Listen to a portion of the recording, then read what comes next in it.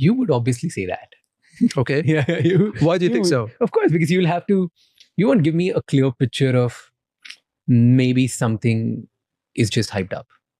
You would, because you're at a position and you would want to only talk nice things about it. I'll give you my own example. Yeah. Since you said that, I'll have to, it's only normal that I'll be saying positive things.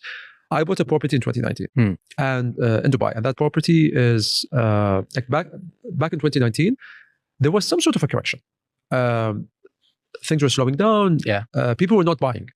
And I remember back in the day, I think if the developer knew that the market was going to go all up in 3 to 4 years' time, they wouldn't have sold it at the price that they sold it at. Today, it's 2.5x.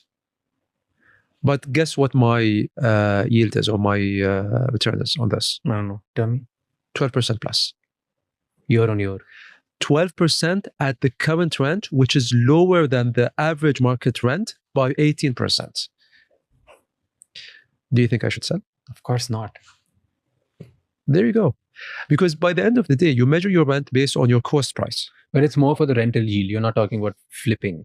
So in India, most people buy and flip. They don't actually give it to someone for renting. Even in the UAE, by the way, the only thing that have changed, when I told you that things have changed since 2008, is that now you cannot flip until you have paid 25% of the unit. You know this. Yeah. But my advice would have been to you, not to buy today. I would have advised you to wait. Because if a correction is going to happen, buy when it's at a good price. Buy when the developer really wants to sell to you at a more reasonable price. I mean, the only reason why I'm making more than 12% is because the unit was sold at a price lower than what the market would have been at if there was no correction back in the day. And this was pre-COVID-19. So COVID-19 happened, and then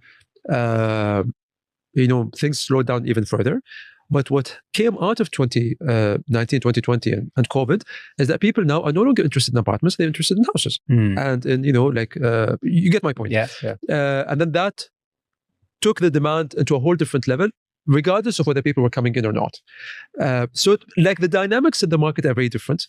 Each kind of unit, each kind of property is different. The location has a whole different kind of metric or aspect. And again, are you in it long term? Are you in it short term? Is there going to be a correction? Absolutely. There's not a single market worldwide that does not go through some sort of a correction. So Airbnb, the markets keep going up?